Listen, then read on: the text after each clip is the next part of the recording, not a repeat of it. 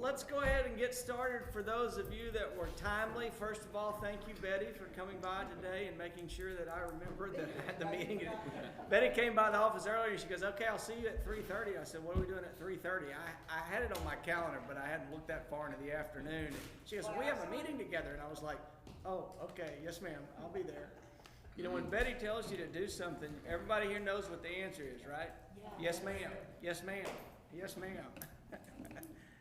We get it done, don't we? Well, anybody got any kind of observations, homework, anything they saw or something they thought about? Anybody got anything they want to add to the list that Jessica keeps adding to? Well, I was in Driftwood last week. Yeah? Nobody, excuse me, trying to talk to me. But most people don't know where that is. Yeah, and there probably wasn't much going on there, was there? Well, you know, it's in between San Antonio and Austin, a little northwest of San Antonio. And they are growing, mainly because San Antonio and Austin is moving that way. That whole corridor. Yeah, the whole corridor is moving that way. But it's still hill country, Yeah. but it's beautiful country. The homes are a little sparse, but that's because a lot of the property is owned by a set of families, and they haven't broken it up into sections yet. They're selling it. They still want to maintain. One kind of controlling family. But it's a place that you want to get away. They have some resorts there. Yeah. A couple of resorts. And it's nice. Safe. Well, I saw something that it made me think. We have a little ranchette out in Cisco, Texas, and all the contractors and all had told us about this one canyon bar and grill that we should go to, and my son and I decided we'd ride over there and see what it was like. And you know, it's about 25 minutes of nothing that you drive through, and then I'm telling you, if he didn't have it in his GPS, we would have never found it, because there's no sign or anything. There's a regular gate like you'd see going into everybody's place, and it's propped open with a 2x4, and there's an arrow on it, and little letters it says Canyon Ranch Bar and Grill. And then you drive down this Caliche Road, and all of a sudden you start smelling, and you know, okay, I'm in the right place, because it's great food. But I saw something there that made me want to mention to y'all. When I saw it, I thought, I got to tell this group this. We've been pretty focused on kind of physical attributes, gateways and greenway belts, and how do we amphitheater and tide, and I think all of that's real important. I think let's not forget the non-physical part. And so we're at this place, and it's a restaurant, dance hall, live music, bar. That's one room, by the way. And so we got there early enough that it was the restaurant, and the live band was setting up, and they got ready to play, and the owner goes up on stage. And this is the best way I can describe the crowd there would be if you'd ever been to a cowboy church. So there's everything there. There's the little family from Highland Park with the Telluride and the surgery center t-shirts, and there's the boys in jeans and with their gals, and the old timers with their hats on that came there to dance. And there's, you know, in the parking lot, there's beat up trucks and Harleys and Mercedes, and it was a neat collection of just different kinds of folks. And the owner walked up and said, "How many of you have never been here before?" We'd never been there, so we raised our hand, and I would say it was about a third. And he said, "Well, y'all don't know our tradition then. Everybody stand up, and you men take your hats off." And they begin every Saturday night by bringing one of the waitresses up, kind of like the old singing days here, and behind the stage, a big American flag.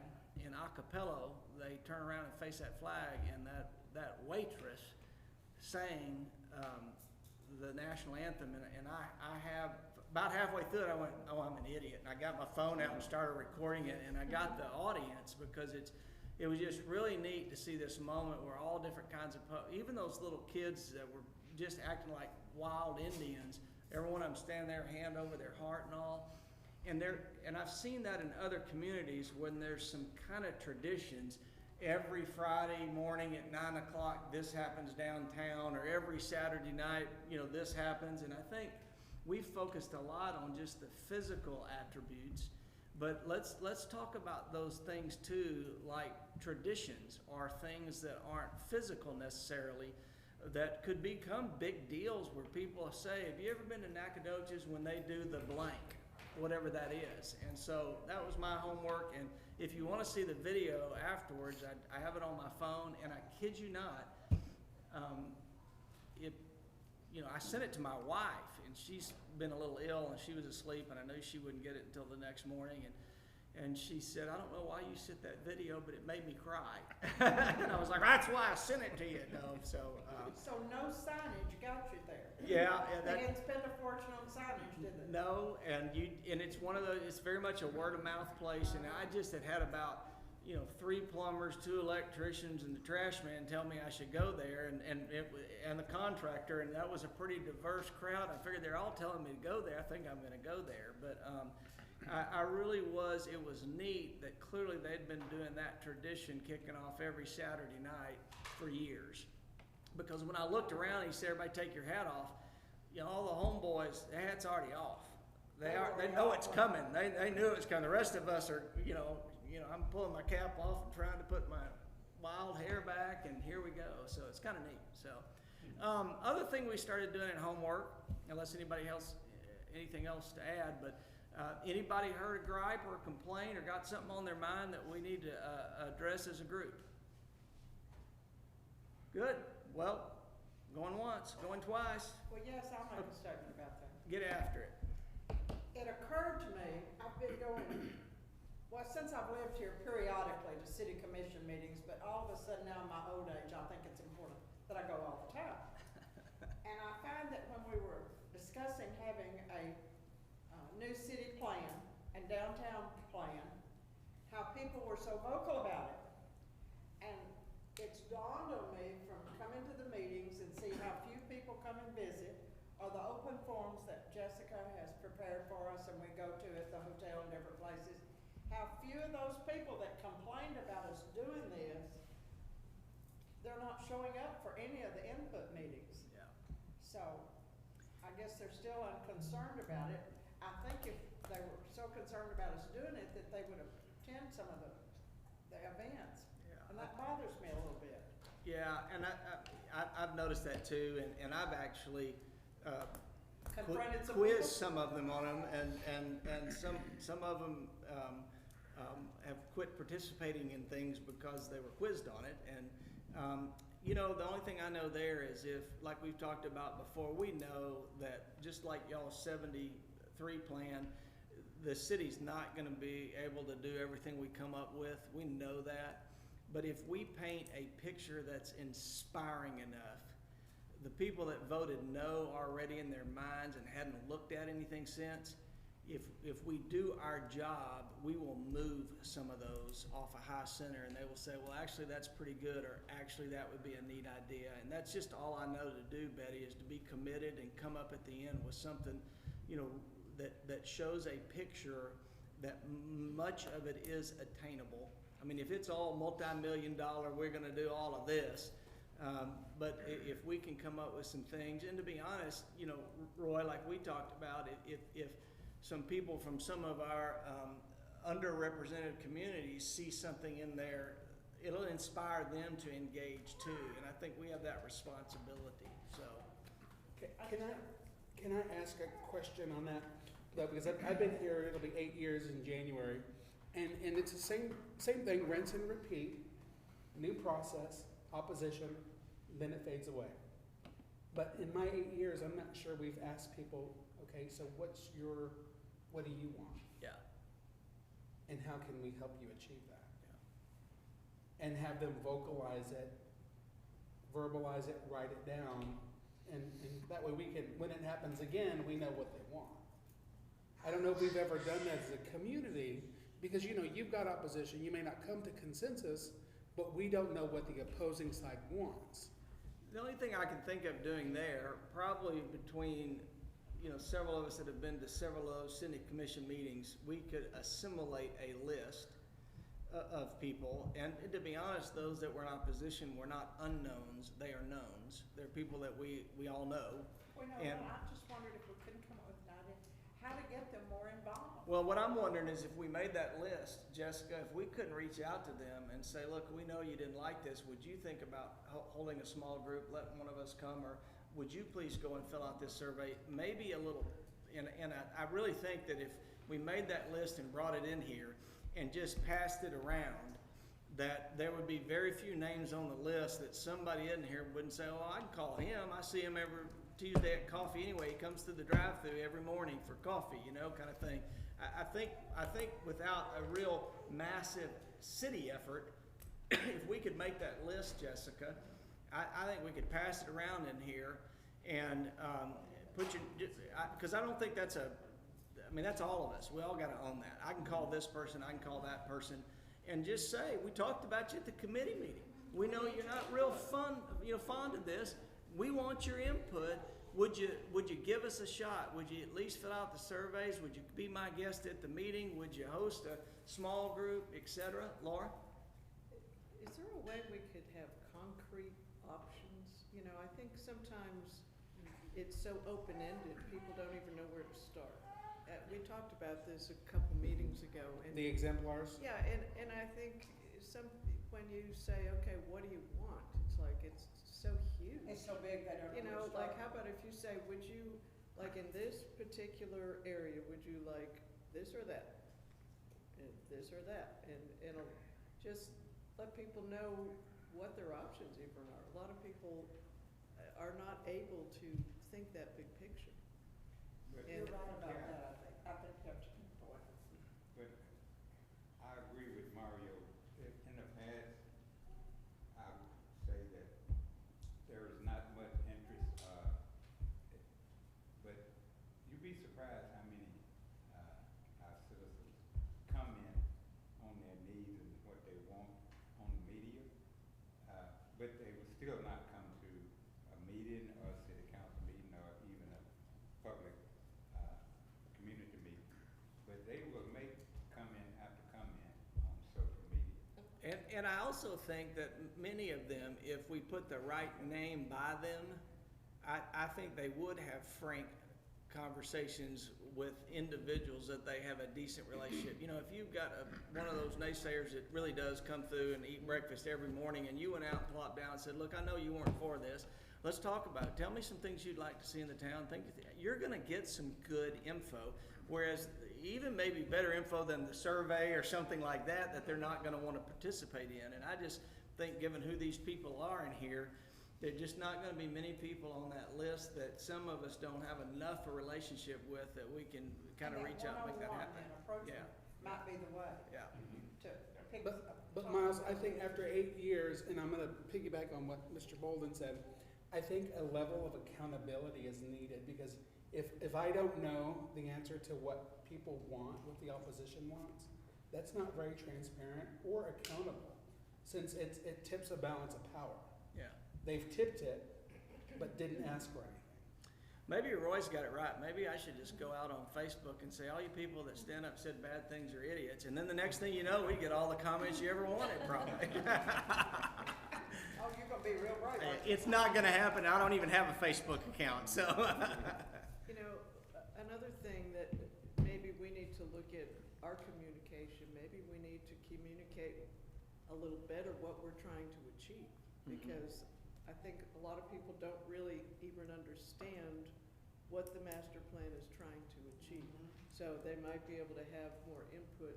I know if you asked me, you know, what I thought needed to go into the next space station, I would have no input that I would feel comfortable giving, because I'm a complete dunce when it But comes can I say what I said last year in December?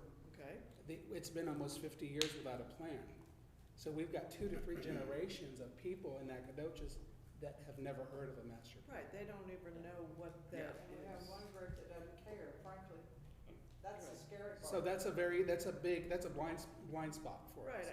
and I think we just need to maybe say, okay, the reason we're doing this is not just to get funding, maybe that is the reason, or to get federal grants or whatever, but the advantages of having a master plan are, you know, 1, 2, 3, 4, 5, and take each of those things and say, and break it down into small bits where people can wrap their heads around it.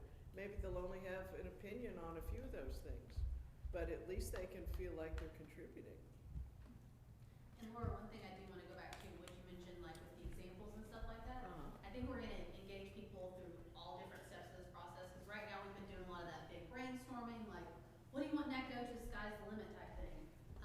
But now for those of y'all, and we'll go over the stakeholder presentation in a minute, we're about to start having some examples that we can start showing people where, you know, if they're not those huge, we want a sky bridge and we want gateways, if that's not the way they think, if we can now show them like, here's some big ideas we came up with.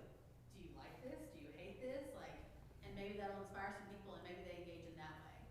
And so that's why a big part of towards the end of this process is like when we write these chapters is then showing them to y'all, showing them the public and say, what do you think about this? Like these are the ideas that came up during some of our, you know, brainstorming outreach. Do you love it, hate it? Did you miss the mark? Do you have some more brilliant ideas that you didn't think of until we kind of sparked them? So I think we will get some people, because I'm one of those as well, where it's like, I need an example. Like I can't come up with a sky bridge or a gateway, but if you say, here's two different parks, I can be like, I like that one, or I hate this one for some reason. So I think we're gonna get to some of that very, very quickly. So, I think the traffic downtown's one that could be a first example. I mean, you know, there's some real serious problems with the traffic downtown. If, would you like for it to do this, or would you like, you know, that corner that if you're sitting in front of where the new restaurant will be, Roma's, if you're coming up that street, what's that, Pecan? Yes. Okay, I'm not, okay. And you stop there, somebody, I know somebody is gonna be killed at that corner one day. Cause you never know, you can't see down the street with Johnson's furniture, and you can't see the other way, it's just, You have to look in the reflection of the glass. That's what everybody does. and you know, what do you wanna do with that? And I was excited when they were Yeah. drawing that there was a different way that traffic could flow, because several times I've been in that position, and I'm not one to give very much, you know, so. But some of those things I think people would give input, like Laura said, you just can't ask them the big picture. But I've asked questions, you know, what would you like to see changed about downtown, other than fill all the empty buildings? I mean, you know, that may not be something we can do, we'd like to do. But, sometime one-on-one, I'll get some real strange answers from them. It always surrounds I-69, though I can't get them off of I-69, and what we're gonna do. Why don't we do this? I can't Oh, answer go that. ahead. There's an easy answer. Okay. I-69, It's not our problem, is it? and that is, we can only prepare the things that we don't want, and that we know we don't want. You cannot make anybody else do anything, and market forces in the future will determine what happens. That's right. We can't do it. Yeah. And I'm not even sure that the highway department's decided what's gonna do. No one knows. knows. Well, I think with that is, you just don't, you need Nacogdoches downtown or a area that people don't wanna bypass. Yeah. That's the right. biggest We want part. them to come there. You gotta have something ahead of time so that Like- that's, Like his restaurant, word of mouth. Yeah. right, you gotta go through town. Yeah. Got to see the downtown. It's a neat Two downtown. thoughts really in perfect accord with what's been discussed. One, finite things in pictures Yeah. of what can be done with one place or another downtown will get people talking and thinking. And something that Jay would remember, and that is a long-term family tradition, multi-generational, of don't tell me what you don't like, tell me what you'd rather have. Which stops everybody in their tracks, because they've got to think up the alternative. Let's say that And- again. Don't tell me what you Don't tell don't me like. what you don't like, tell me what you'd rather have. I heard Put it that. on a website somewhere. That's good. it changes the narrative. Yeah. Yeah, it changes I it like totally and turns it into a constructive Makes them think. thing that requires discussion, because your alternative has to be defended and discussed. You know, it's funny when you're talking about, you know, word of mouth and something they want to see, no bypass. I mean, if you go back to Roy talking about kind of where Driftwood is, ask anybody, you know, why do you go to San Antonio? It's the Riverwalk. Riverwalk. Ask anybody that lives in San Antonio how often they go to the Riverwalk. Never. you know, and yet what makes San Antonio kind of the draw and famous is the Riverwalk, and that's what everybody associates with San Antonio, and yet those people that live there, they're not going down there to that dang Riverwalk. They never go down there, do Yeah, they? yeah, I know, They do if they have out of town company. yeah, you're right, you're right. And Well- Randy had something too. Yeah, so, kind of a small scale of an example of what a plan, a master plan can do is the parks plan. Like, before we had the parks plan, we didn't have anything. And once we got the parks plan, we had community, I think it might have been before you were here, Mario, like 2015 maybe, we had it. But because we had specific things on that plan, they knew, well, people want a trail, so let's do a trail north of Austin, and, you know, we need new playgrounds, and we had gone through all of that with, you know, community input, and it was on a much smaller scale than a comprehensive plan, but now look at least some of our parks. It's funny, Brian was back there reading his news feed, and you said Parks Plan, and he looked up and started paying attention. Mario? Well, about process, we have a few more opportunities through surveys to, if someone is against something, to ask them why, or offer an alternative in those fields. Because I think we can then work with that as a committee if we know. I think the point is we don't know at this point. I think, let's do this. One, Jessica, why don't you reach out to Betty and anybody that's been to some of those meetings? I know I could give you a few names, Betty could give you a few names. And between now and next time, let's see how long that list is that we know of. And they don't have to have come to a city commission meeting. It's just somebody you know in town that's kind of, you know, rubbed raw about Run this. with. Doesn't matter. Just let's get the names. If you got them, send them to Jessica. When we come back next time, you be thinking about ways that we might, as a committee, purposefully, personally, reach out to them, try to get them involved. And we'll just take that list next time, and we'll come up with a way to try to get the information, even if it is, hey, I've got the survey pulled up right now on my computer, can we talk about these things? And you know, I'm on the phone with them, I don't even go by and see them, but let's see if we can be thinking of ways to do that. Personal contact. Yes. Jessica, I think we're gonna review the September public events and the feedback. Yes. So, I have a PDF on here, so I remember to open my PDF. Oh, forget things. All right, I'm gonna stand up here so I can grab this thing. So I know a lot of y'all came to our September meetings, thank y'all for doing that.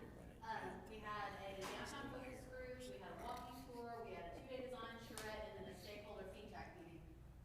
So this is Francois' big 76-page presentation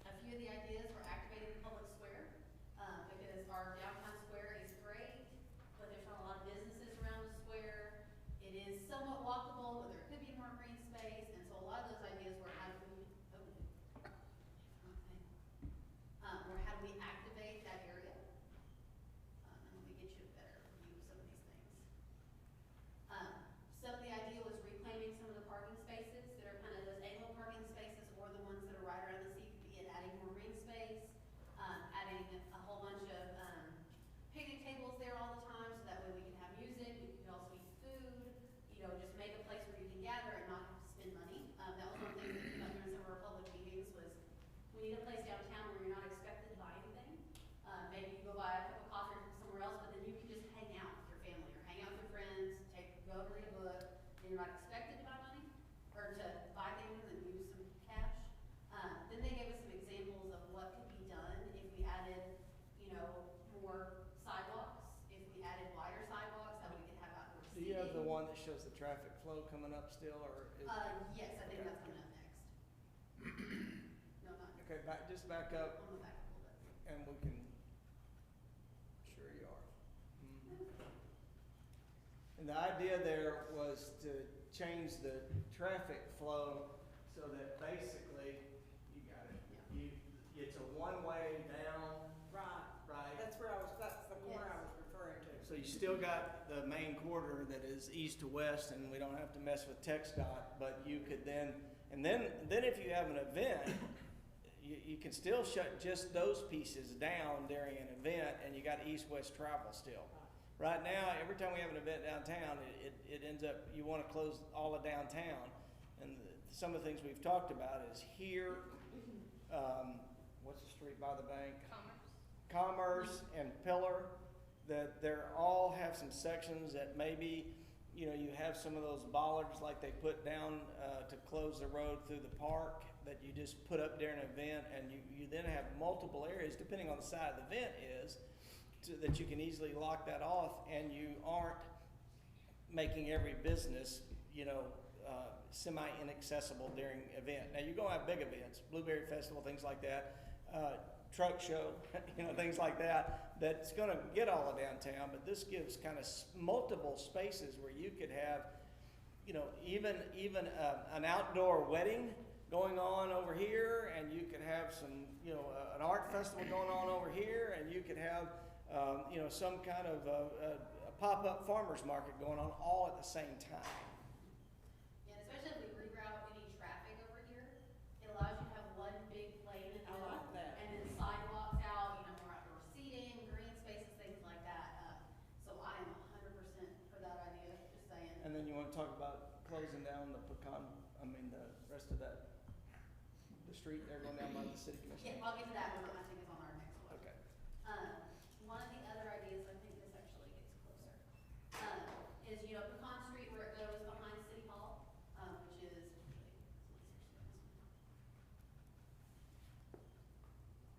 Is that a street behind City Hall or a parking lot? there's a parking lot behind City Hall, and people kind of use it as a Kinda street, use because it- you go through the parking Use it for lot. a street. Yes, but, so right here behind City Hall, yeah, so here's the square, and then Pecan Street would come down right here, which is where it does today. One of the conversations was closing Pecan Street right around City Hall or right after the water office and making it permanently pedestrian, Right. which opens up Festival Park to be something really, really cool. 'Cause Festival Park, DTJ and our consultants thought Festival Park was about the coolest thing ever, because we have a beautiful historic downtown, we have all this amazing green space right back there, and right now it's a big, beautiful, open park, but there's not a lot there.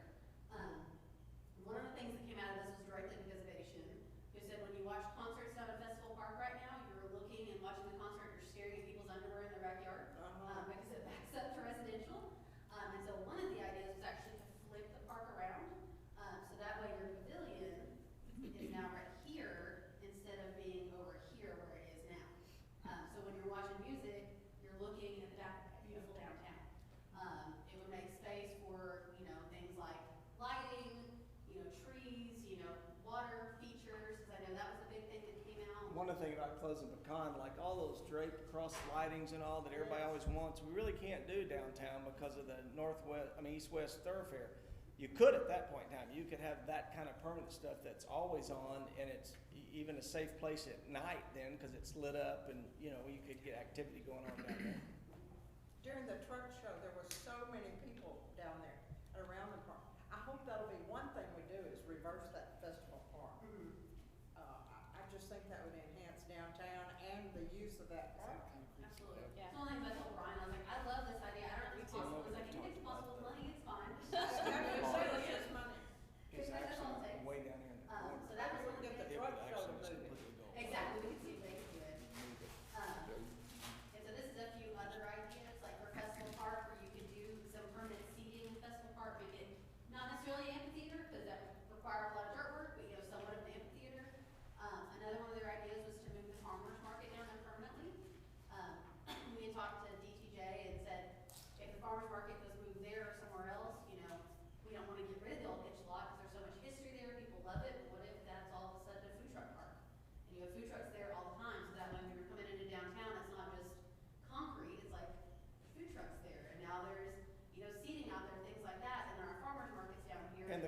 conversation came up there was folks that said, yeah, but the problem is then when you have a big festival down there, you know, the farmer's market's not accessible, and so that led to a conversation of a space in that new park design that was farmer's market always, even on a festival weekend, nothing goes there. In other words, it's their holy space kind of thing. So they could be a part of the festival. Yeah, but then they're not down the street, they're right in the middle of the festival, and that could be good for them and all. So they listened to us when we gave them ideas, because I went the 2 days in a row, and many of the things suggested in day 2 had already been kind of incorporated in the discussion points the second day, day 1, day 2. Another one of the ideas that I really liked was unifying our corner at North and Main. Because one thing is that they kind of noticed was like when you hit downtown, you don't really realize you've got to downtown, you're heading north from the south end of town. You don't realize you can pass downtown until you pass it. It's not that pretty. Randy Johnson has his great mural, but if you don't know to turn right there, you don't realize you're going to miss downtown. So one of the ideas they came up with was doing some of these green bump outs right here. A lot of that came from our walking tour, because we were walking Francois through this corner, and he stood right about here, and I was pretty sure he was gonna get hit by a car. I kept telling him if he got hit by a car, I didn't know him, he was in my city business, like. I can't tell you how many times I've been walking to the courthouse, standing right there, and I'm on my phone, not paying attention, just in my own world, and it's only when I notice the corner of that building knocked off about every 3 weeks that I realize that I'm probably about to die. Yeah. And so that was part of the conversation, like have a green bump out, so it's not only safety thing, but it's also beautiful. Reinvigorate this park and do a historic marker where we talk about La Calle de Norte and El Camino Real and make it kind of more of an entrance. One of the other cool ideas that came up with was getting rid of the wall in front of the courthouse, making it more open to the public, more green space, maybe having chairs there. They gave me a hard time throughout the thing, they're like, Jessica, you can make that happen, right? And I was like, I don't have that much pull. Is there anything important about that wall they built there with the courthouse, other than it's just kind of a buffer, you don't wanna run into the building? I'm not sure, I don't know, the wall was don't put up, know I know in history. like the 70s or 80s. I always thought the wall was put up so that people would quit complaining about how they tore the original courthouse down and built that one instead. That's what it is. I don't understand that wall that's there. Don't they have names of veterans on the other side of that wall? They might, I think there's like a veteran monument and a few other things, so Is that's there like, seating over behind the wall? I don't believe there's, I think there's a bench or two, but I don't think there's any like purpose on I think it was put up behind the monument, because when the monument went up, Right. people It could didn't be like the monument. rearranged. A monument, Shay? that monument that's behind it is Oh, sort there's of, a monument. Well, they've behind it. changed it's sort of phallic looking. Oh. They didn't changed like that too, though, they changed the monument. I'm not gonna go there. Yeah, and so I mean, that was one of the ideas, is, you know, make it more of a green space, whether it's like removing a wall, making green bump outs. Another cool idea was for this gas station right here, which the gas station, you know, serves a purpose, people use it, it's busy all the time, but their idea was actually to have the storefront facing the corner and then putting the gas pumps here behind it. So that way it's not gas pumps facing the street, instead it's like a small bodega. It's more of like a corner store atmosphere instead of having gas pumps be right at the corner. So I thought that idea was pretty cool. I really like that lighted tower looking thing. Yes. And when Brian, listen up now, when we talk about gateways, because many of our gateways are going to be on 59 or 21, we're gonna have a real hard time having gateways that go across the roadways, but imagine if you had 2 things like that were lit up from the inside that looked like pine trees or something, you know, that was relevant, you know, those are the kind of creative things that we probably can figure out how to do. There's also a lot of talk of connecting Bonita Creek and Lanier Creek trails and making them kind of be part of downtown, because we have both these trails that kind of converge right into the downtown area. If you make it more walkable, more trail friendly, bike friendly, we actually have a new way to get people downtown. Darn it, I'm hitting that. So that was a big conversation.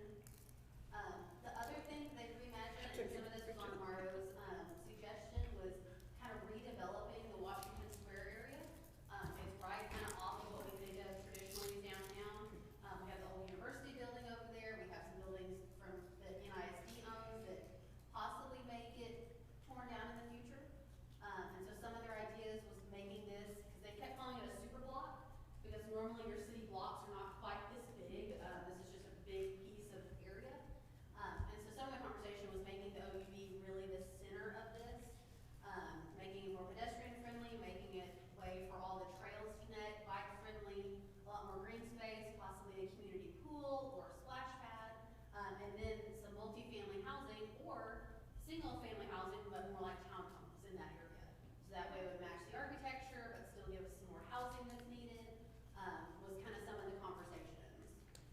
Jessica, can I say about this an aha moment for me?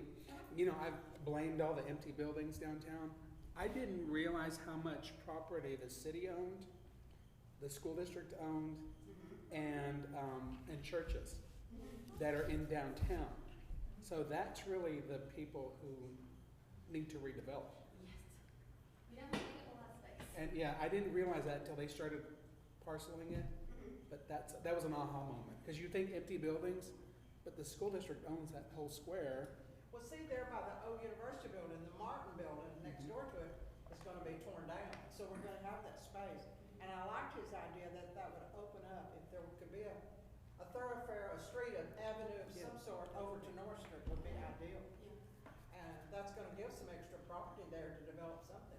Yeah, and part of the conversation was also like, if you think about just the downtown square, the city has the fire station, the CVB, and City Hall. So if we take up 3 big pieces of square property, and so one of the conversations that's not listed on here was, can we have the CVB building serve a dual purpose? Could it be a visitors bureau and a coffee shop? Because if you have a visitors bureau, it's great, our visitors go there, they get the brochures, and then they leave, and they might not come back. If you're local, it's like the Riverwalk, like, I go to the CVB all the time for meetings, but if you're not in the tourism city business, like if you're local, do you go to that building ever? So is there a higher and better use for it? You know, could you put the CVB staff and kind of the tourism thing in part of City Hall and consolidate some of the city buildings, and all of a sudden you open up a whole building in the middle of the square? If the fire department is moved to a different location, to kind of consolidate some of those stations, can that building be sold and be a firehouse subs all of a sudden?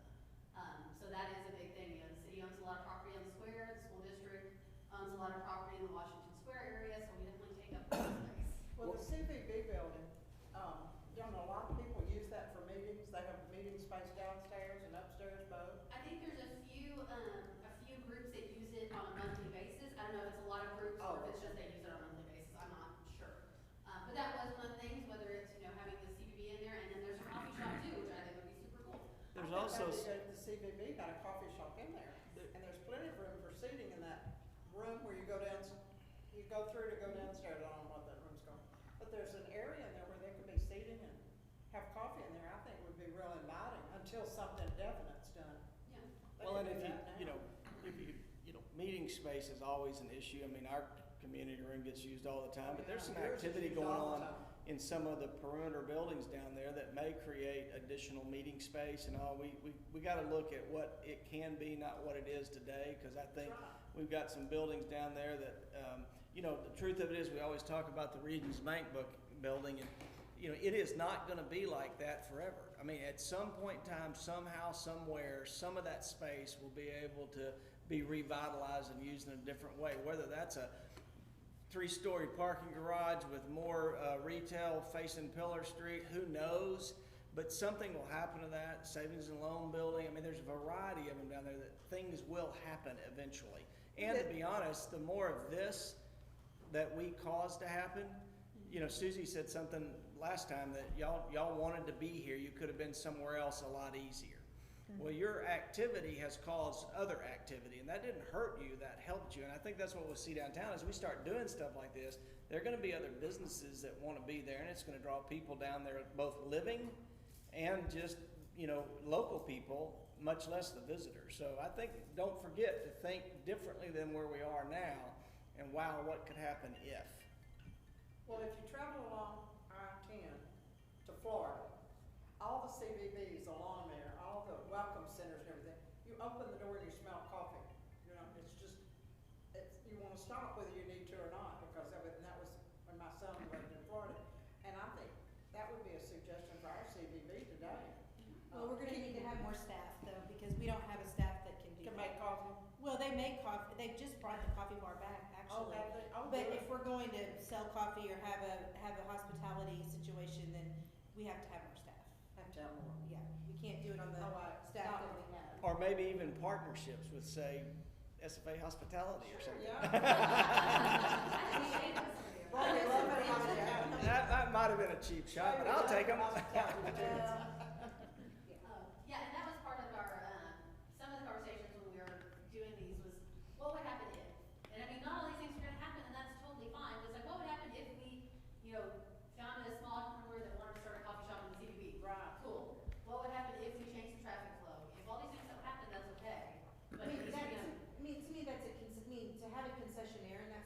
be totally appropriate. And I'll tell you that one of the things the CBB hears is that they really miss Jerry Larrabee's ice cream because there's not a place to get ice cream. Right. And so, you know, Jerry, I don't know how much ice cream she sold in Carter, Texas, but I bet it was a lot. It was a So, lot, I bet. to think in those directions where, yes, we could put a public-private partnership in that space, to me makes a lot of sense. Yes, absolutely.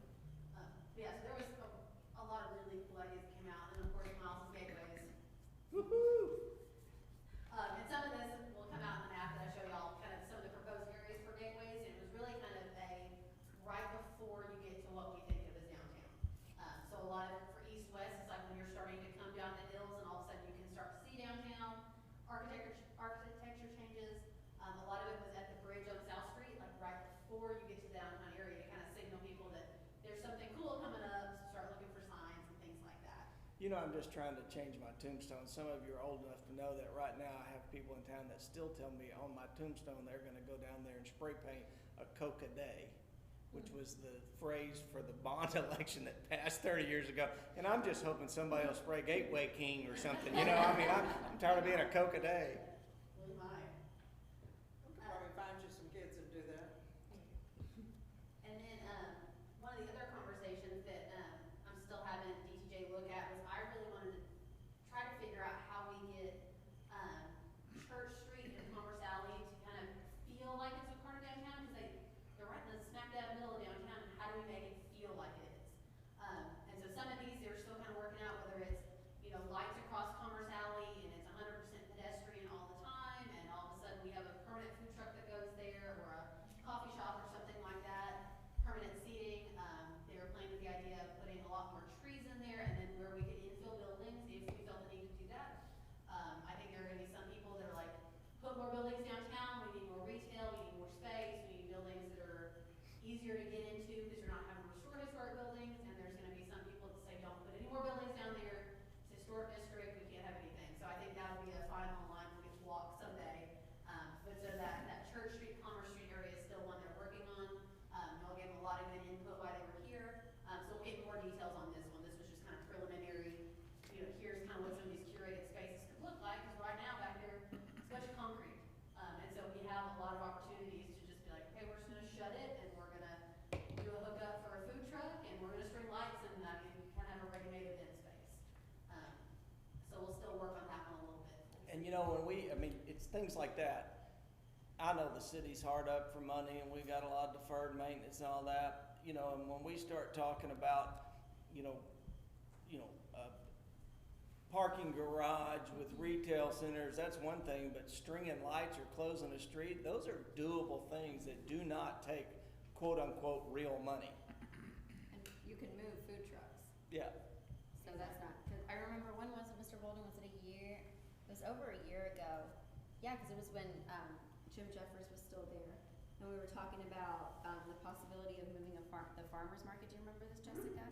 And there were multiple locations proposed, and I think one was Commerce Street, which I think other people vetoed pretty quickly. But, I mean, it was a similar idea of making something out of that space.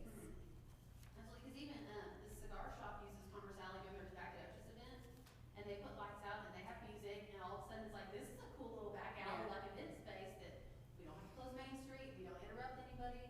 I know Laura, you've done a really cool Alive After 5 at your shop, and kind of everything's spilled out the back. It's like Commerce Alley, that's an easy win. But that was the only issue they had with Commerce Alley, was the different heights of walkways. Yeah, because especially if you're walking out of one of those buildings and you don't realize there's a drop off, like you could actually hurt yourself. And so that is one of those things, maybe it's, we put up a railing, or maybe it's, you know, better lighting so you see that, or, you know, ADA accessible ramps to get people down and, you know, you can actually see that area. So I think it's a ready-made event space, but there are definitely still some challenges. And there are two other issues that came up there is that's, you know, unfortunately it's an alley right now. And so that's trash for a lot of the stores. If you've ever noticed, it's some of the absolutely most hideous looking power line structures on that street. But the good news is lights, canopies, things like that, you can hide a lot of that, you know. And the trash thing's solvable. I mean, we did that on the other end of town because you know, on the other side of the bank, we went in and got all our neighbors together and we got rid of all the little blue ones and we got a big, you know, dumpster and we all share the cost of it and everybody puts their trash in that one location. So there's, you know, there's things that would have to be worked through, but there are ways to work through them. And again, what's your willingness as a business owner to work through it? Paint a vision that you go, oh, that'd be pretty cool, and people are going to be more willing to participate or work through it. There's also residents that live Yeah. all facing that street. Yeah, and I think that's gonna be an issue no matter where you are, the more you develop downtown, if you have residents, it's like, some are gonna love it, some are gonna be like, it's really loud down here, it's like, we're also living downtown. So I think you're gonna have good and bad with everything, but you just manage your expectations and then hopefully communicate with everybody so everybody ends up happy in the end. And then kind of the end of this report, some of this is Jason Clonch, who's Catalyst, is his company. He looks at like, how do we pay for a lot of these things? Like, these are all great, but like, someone has to pay for it. And so the last couple pages, and I'll let y'all read through this when I send it to you, goes through like, here's some easy activation wins. Like, if you redevelop this thing on your street, you get a business in there real fast, it makes a lot of money, you get back on tax roll, looking at a lot of empty properties and like what you could put there. It gets these properties back onto tax rolls and lets the city use some of that tax revenue. I think an important point is that he's identified those hot spots because his eyes did light up when he was sharing that, because that he can take to a private equity firm who's got millions of dollars to start something, you know, if we have our plan done. It's real easy, and when you see that happen, it happens quickly if you identify your parcels.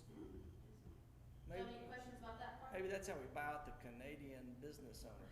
Maybe. You know, you paint a vision for what that building, that parking lot could be, and you get a private equity firm that's willing to pay the guy just so much, he says, I'll take it, you know? There was a discussion in there about that parking lot, that if you built, a parking garage there, but facing Pillar, it looked more like downtown. You made each building look different, you know, it was like, you know, there was retail. And that when you went in on that level, you could have upper levels that could even be in the back, boxes for events going on in the park that you could rent and lease out, parking on the 2 levels below, and we talked about elevators, even clear glass ones on the outside that are constantly going up and down, kind of, you know, some uniqueness. And one thing that does is, we don't think about this, but not just for handicapped people, even for older people than me, walking down that hill to the park and walking up to downtown, it's a one trip, one way. You do everything downtown at the Blueberry Festival, and then you say, all right, I'm gonna go down the hill, because I can only do that once. Whereas you could have a people mover system in that parking garage that was visible so that people could easily get from down the lower level right up and be out on the other level. And that's one of those takes lots of money. But there are ways to get lots of money. I mean, you paint the vision and somebody will come up and say, I'd be interested in that. My idea is some stagecoaches that went up and down. The other thing that was done was some of our ban on street events. So this was done by Civic Brand. They had 4 people that came and attended, especially on the 24th, because September 24th was crazy in this town. We had farmers market, we had the PAL tournament, we had Art Fest, SFA home game, The festival here. yeah, the Rise Market was here as well, and so There we was had. something at Sale Simon that day, Yeah. market. Yeah, we had our Rise Market here. It was busy. So we had 4 people from Civic Brand that came and wore our active t-shirts and went and talked to people, had conversations like, what would you like to see downtown? It was mainly focused on downtown. They did a little bit of comp plan, but really this was our event and we had them talking about downtown. I'll send this to y'all as well. It's a little fuzzy on the screen, that's weird. But they talked about 66 people, which may seem like kind of a low number, but at the same time, they're having, 10 to 15 minute conversations with each person and gathering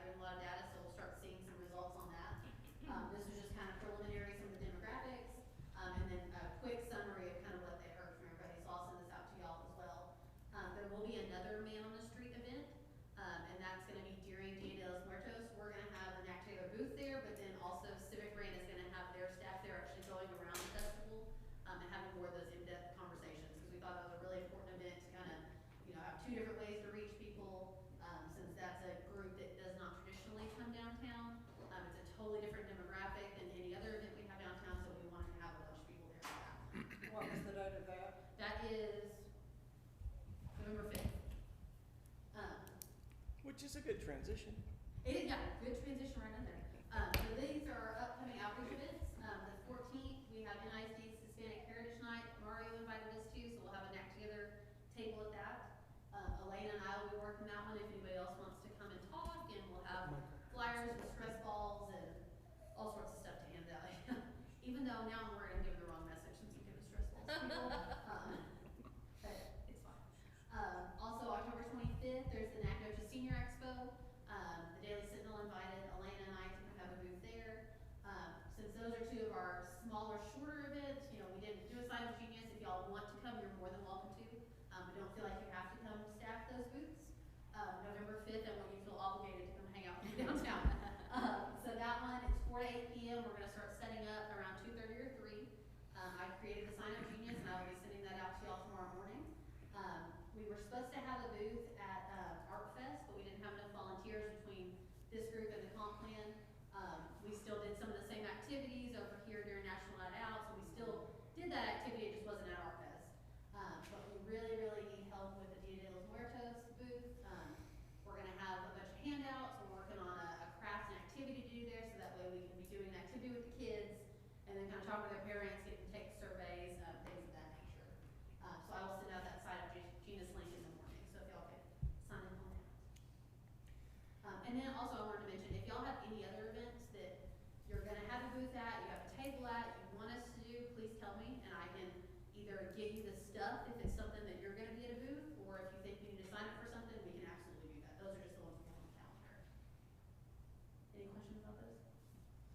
Back to the survey, face-to-face survey, 66 people? Yes. And that was in what type of time frame? That was, they started about 10 a.m. and they went till, I think 6, what time did the football game start? About 6. About 6. Was that on the 24th? Yes, But yes, I came down there, then I went on and read the email, we canceled our booth. yes. Yeah, so on the 24th, they started about 10 a.m., because they came over here, picked up their t-shirts, got all the materials, and then started going around, and then they met with people till about 6 p.m. whenever I kind of filtered into the SFA They football. had fair attendance at that activity at the CL Summit, not a whole lot. Oh, really? I went through that. Yes. We handed out our literature there. Okay. That's a small amount of people compared to the amount of people that was on site, really. Yeah, and it is a small number, but we have to remember that some of those, you know, they're having 15-minute conversations with people. Exactly. And kind of writing notes and stuff like that, and then going to the next person. So it does take a little longer when we do it this way, which is why at Dia de los Muertos we want to have one group doing this on the street engagement where they can have those longer conversations, and then have our booth to where it may be shorter interactions where we just give them a scan card, tell them to fill out a survey, get their kid to do a craft, just get stuff into their hands.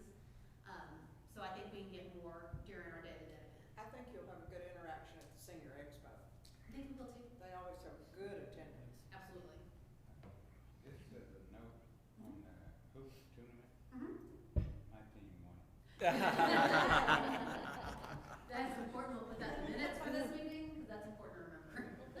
Well, I don't know about y'all, but, you know, we've spent months in what I call the minutia part of it, just trying to get some kind of movement happening, and I don't know about y'all, but when I went to the charrette, and then when we look at the beginning to see picture part of it, it's exciting to me, and I'm not going into it blind. We're not gonna be able to do all of this, but there's starting to be enough there that I'm starting to see a picture that's pretty grand for our downtown area, and if we can just keep moving forward and articulate that clearly eventually, I really think that you're gonna see a lot of this get done. Some of it's just not that hard.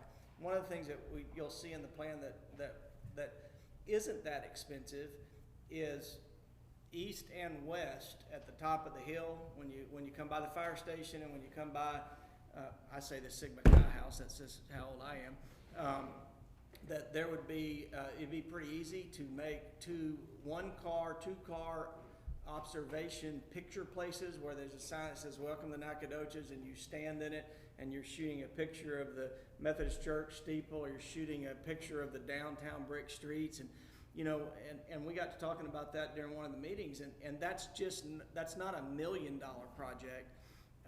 That is a doable kind of thing where you get these beautiful views of Nacogdoches, and people are stopping and taking pictures there. And, you know, little things like that, closing down Pecan Street, you know, making those lights, you know, permanent, that there's a lit, well, fun place, even if there's not an event going on, if you just wanted to go hang out down there. You know, those things are achievable. Even swapping the park and moving the amphitheater to the other end, you know, that's different than, you know, trying to build a parking garage. Those are things that can be done, but that doesn't mean we give up on some of those things that seem way out there. So I hope that you're starting to see something that's been worth your time, and I really think it's now we're getting into we found our pace, and we're beginning to be able to put some meat on the bones, and we're going to see something eventually. So don't give up, keep trying, and we'll come back together next time with a list. Oh, community survey? I thought, got it, number 5. Don't wrap up just yet. So last time we talked about our community visioning survey. We've gotten some more responses since our last meeting. You can kind of tell it's dropped off since we released this in August. This is how many people take the survey. So you can see at first we were having 200 the first week, and it's kind of steadily dropped down. Now we're at 10 to 15 per week that take the survey. Not bad, but we still would like another push of more people. Increase that number. You can see right here, total we've had 434 people take the community visioning survey, and then another 277 that have taken the downtown survey. So we're about 397 people over what we thought would take these two surveys combined, which is good. The demographics are not exactly where we'd like them to be. So this is kind of our over-under. So we're under in 72 people that are under 18. Same with 18 to 24, we'd like about 101 more people to take these surveys. A lot of this is based on what Nacogdoches County looks like. If you look at our demographics, we'd like the community visioning survey to match that. So that way we have a representative sample. You can see down here, we have missing about 3 people that are 75 and older. Our demographics, not surprising, haven't moved too much. We're under about 95 people that identify as Black and African American, under 49 that identify as Hispanic or Latino, and then you can see as well here, we're also about 101 under what we want people that say they're SFA students. This hasn't factored in all of the on-the-street engagement.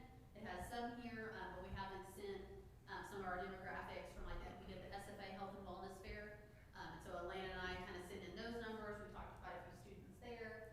They took a few more surveys that were taken after we got this snapshot, so we'll have a few more in there, but you know, it's like 20 more, so we're still going to need 80 more SFA students, things like that.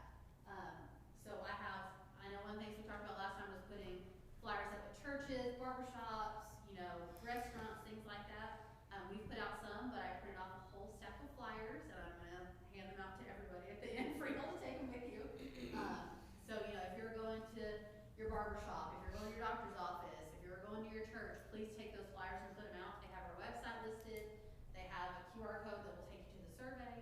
So that way people can keep taking the survey, and then again, if y'all can email that out. We're hopefully going to keep the community visioning survey open about another 2 weeks. The downtown one will probably close after this week because we have a good number of people that have taken it. We knew it was going to be smaller because some of these more, where the scope's smaller on these surveys, like transportation, downtown, we know it's going to be a smaller number because some people aren't going to take a transportation survey because they don't care. Transportation's not their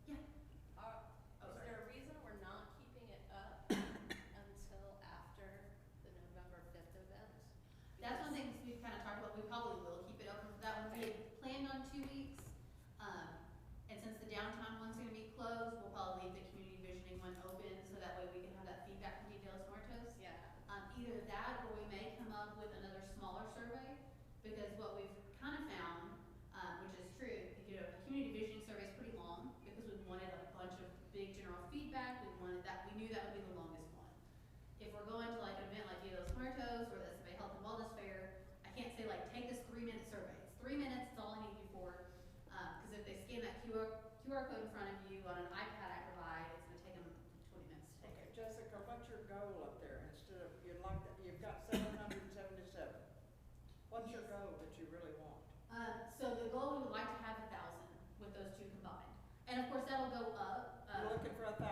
1,000 total between those two. For the community survey, we'd like about 600 Okay. at least. And I mean, the more the merrier. If we have, you know, 800 people that fill it out, that's fantastic. But the goal they were looking for the community-wide one is about 600 people. And then of course, you'll see numbers added to this later on. Our next survey is gonna be based on transportation. I'll send that out to y'all probably at the end of this week for y'all to look over our first draft, give some feedback, and then that transportation survey will be open sometime in the next 2 weeks. We'll have other surveys that talk about, you know, housing and zoning, environment, trails, green space, things like that. So those will be more of those topic-specific surveys. So you'll see more people that we get impressions from, but these are just our 2 surveys that are open right now. So we'll be sending that out. I just wanna say that, I know we talked about, you know, reaching out to people who complained about the, you know, comprehensive plan when this all started. But I feel like we should put our effort into people who are not yet up there. Because those people who complained, like, I get that, you know, they complained, but they know about this. Like, they know that it's here, they know that it's available, and if they're not participating, then that's on them. I feel like we should put our effort into reaching people who may not know about it, or know that, you know, we actually want their opinion. So I just wanted to say that. And the other one, the downtown survey, you can also see that that's kind of, it's funny, every time we have an event or something, you see it pop back up. Each line is 10, it got cut off, so I can show y'all how many people taken it. So we had, you know, a bunch of people take it when it first comes out, kind of drops down, we do an event, pops back up. So the downtown survey has been kind of up and down a little bit, but probably the next week that will be closed. Sorry, that's all I have for the one. So I will email y'all the same information again, so if you could send it to everybody. The people that were brought up last time, like the SFA multicultural office, things like that, we've sent that out to them and are working with them to send that out to all of their student body. And so we're doing a lot of things y'all suggested, but then of course, you know, if y'all can be the hands and feet of this committee and go hand out flyers for me as well, that'd be helpful. So I have those in the back for y'all to take. So that's all I had. Now you can. I have nothing else. So I thought about something- making everybody take their stress ball, and on 3 we thought that Mr. Bolton was going to see his basketball moves. But Let me explain, I was not on the team, that's well, I'm probably not going to be written up in the paper tomorrow for throwing something at you either, so we're okay. Anybody got any questions or concerns? All right. Meeting again. We are meeting again on. You're quicker than me. The second Wednesday of November. Yeah, which is the 9th. What? The 9th of November. November 9th. Here Yes, ma'am. at 3:30. Yes, ma'am. All right. Thank y'all. All right, meeting adjourned.